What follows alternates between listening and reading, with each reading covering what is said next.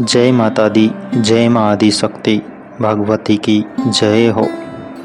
प्रिय श्रोताओं, आज हम आपको श्रीमद् देवी भागवत महापुराण के क्रम में पंचम स्कंद का अध्याय 18वां श्रवण करवाएंगे, जिसमें दुरदर, त्रिनेत्र, अंधक और महिषासुर वध का वर्णन किया गया है।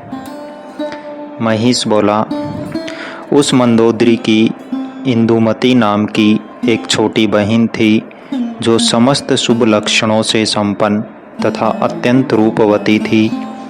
जब वह विवाह के योग्य हुई, तब उसके विवाह की तैयारी होने लगी। उसका स्वयंवर रचाया गया।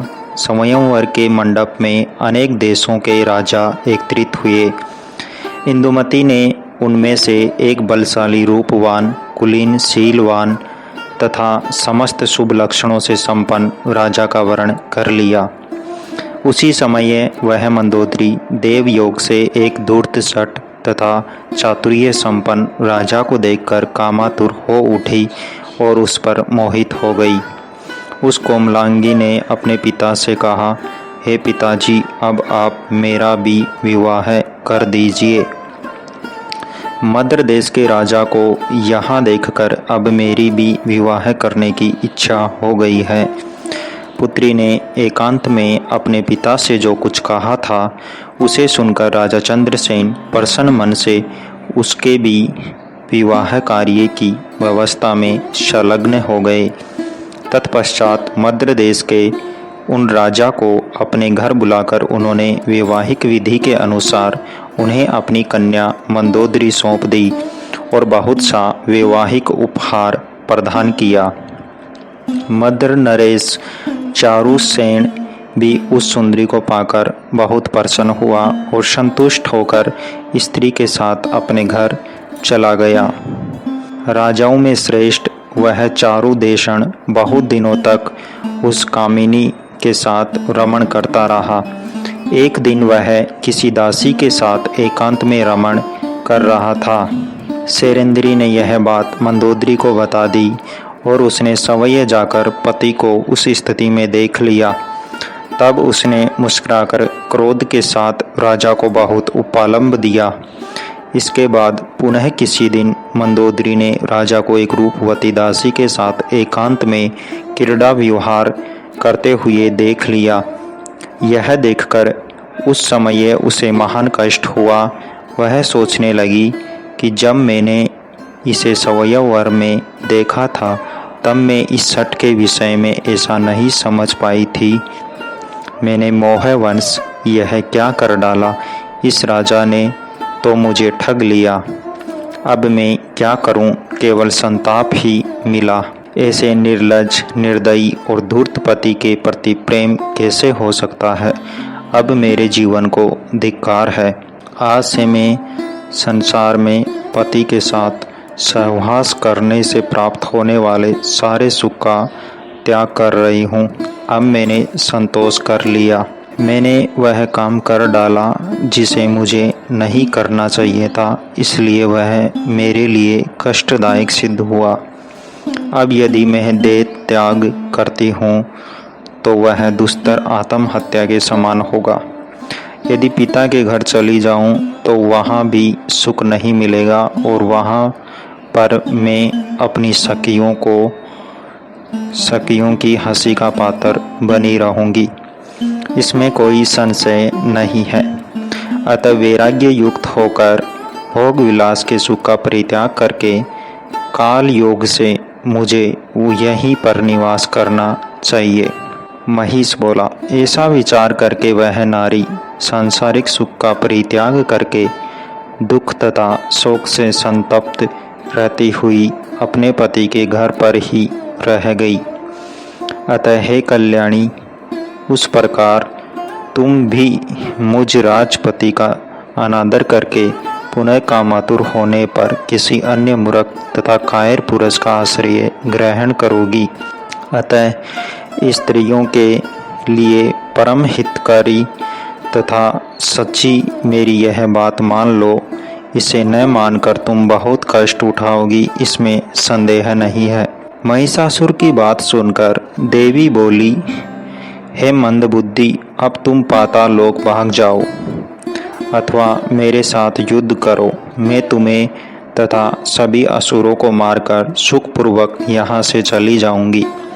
हे दानव, जब जब साधु पुरुषों पर संकट आता है तब तब उनकी रक्षा के लिए मैं देह धारण करती हूँ। हे दैत्य, वास्तव में निराकार और अजन्मा हूँ, तथापि देवताओं की रक्षा करने के लिए रूप और जन्म धारण करती हूँ।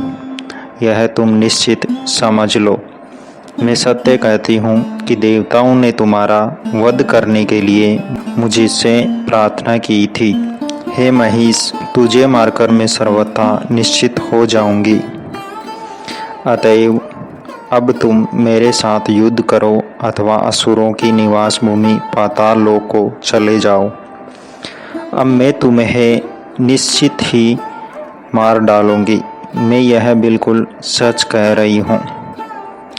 देवी की बात को महिषासुर सुनकर क्या कहता है, इसके बारे में व्यास जी अपने शिष्यों को कह रहे हैं। देवी के ऐसा कहने पर महिषासुर धनुष लेकर युद्ध करने की इच्छा से संग्राम में डट गया।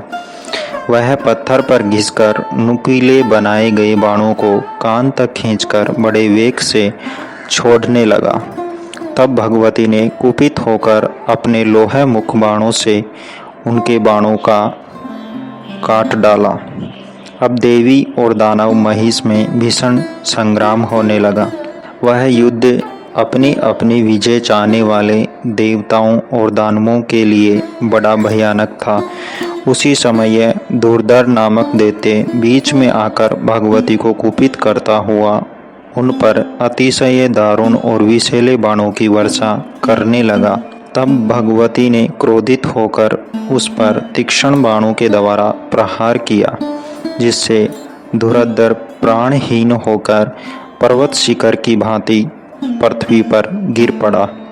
दुर्धर को मर्त देखकर शस्त्रों का महान ज्ञाता त्रिनेत्र रणभूमि में आकर 7 बाणों से भगवती परमेश्वरी पर आघात करने लगा। वे बाण देवी के पास पहुंच भी नहीं पाए थे कि बीच में ही उन्होंने अपने बाणों से उन बाणों को काट दिया। तत्पश्चात जगदम्बा ने अपने त्रिशूल से त्रिनेत्र को मार डाला। तब त्रिनेत्र को मारा गया देखकर तुरंत अंधक आ गया। उसने अपनी लोहमयी गदा से सिंह के मस्तक पर प्रहार कर दिया, किंतु सिंह क्रोध में भरकर अपने तीक्ष्ण नखों के प्रहार से उस महान बलशाली दानव का वध करके उसका मांस खाने लगा। उन्हें रणभूमि में मारा देखकर महिषासुर को बहुत आश्चर्य हुआ। अतएव वह और भी वेग के साथ अति तीक्ष्ण और पत्थर की शान पर चढ़ाकर तीक्ष्ण किए हुए बाणों को छोड़ने लगा, किंतु भगवती ने उन बाणों को अपने पास पहुंचने से पहले ही अपने बाणों से काटकर उन्हें 2 टुकड़े कर दिए। इसी समय जगदम्बा ने महिषासुर के वक्ष पर अपनी गदा से आघात किया। देवताओं को दुख देने वाला महिष गदा से घायल होकर मूर्छित हो गया, किंतु उस वेदना को सहन करके वह पापी उठ खड़ा हुआ और पुनः तुरंत आकर उसने कोपाविष्ट होकर अपनी गदा से सिंह के मस्तक पर प्रहार कर दिया। तब सिंह भी नखों के आघात से उस महान असुर को विदीर्ण करने लगा। तब महिषासुर ने मानव रूप त्याग कर सिंह का रूप धारण कर लिया और वह अपने नखों से भगवती के मतवाले सिंह को चीरने लगा। उसे सिंह रूप में देखकर भगवती क्रोधित हो उठी और अपने लोहे मुख तीक्ष्ण क्रूर एवं सर्प संदर्श बाणों से उसे भींदने लगी। तदनंतर सिंह रूप त्याग कर महिषासुर ने मद बहाते हुए हाथी का रूप धारण करके अपनी सूंड से एक विशाल शैल शिखर उठाकर चंडिका पर फेंका। उस शिकार को आते देखकर भगवती जगदम्बा ने पत्थर पर घिसकर तेज किए गए बाणों से उसे तिल तिल करके काट डाला और वे बड़ी जोर से अट्टहास करने लगी। उस समय देवी का सिंह उछलकर उसके मस्तक पर चढ़ बैठा और अपने तीक्ष्ण नखों से उस गज रूपधारी महिष को विदीर्ण करने लगा। अब महिष ने क्रोधपूर्वक उस सिंह को मारने के विचार से हाथी का रूप त्याग कर अत्यंत भीषण और बलवान 8 पैरों वाले सर्प का रूप धारण कर लिया। उस सर्प को देखकर जगदम्बा ने अतिशय क्रोध में भरकर उसके मस्तक पर खड्ग से आघात किया। तब उसने भी भगवती पर प्रहार किया। अब उन दोनों में महाभयंकर युद्ध होने लगा। उसी समय उसने महिष रूप धारण करके अपनी सींगों से देवी के ऊपर आघात किया। विकराल रूप वाला तथा भयानक वह महान असुर अपनी पूंछ के घुमाने तथा सींगों से कोमल अंगों वाली देवी पर प्रहार करने लगा। वह पापी अपनी पूंछ से पर्वतों को सींग पर रखकर बड़े वेग से घुमाता हुआ हंसकर अति प्रसन्नता पूर्वक भगवती के ऊपर फेंकने लगा। बल से उन्मत्त उस दानव ने भगवती से कहा, हे देवी ठहरो, रूप और यौवन से संपन्न तुझको मैं आज मार डालूंगा। तुम मूर्ख हो जो कि मदमत हो मेरे साथ युद्ध कर रही हो।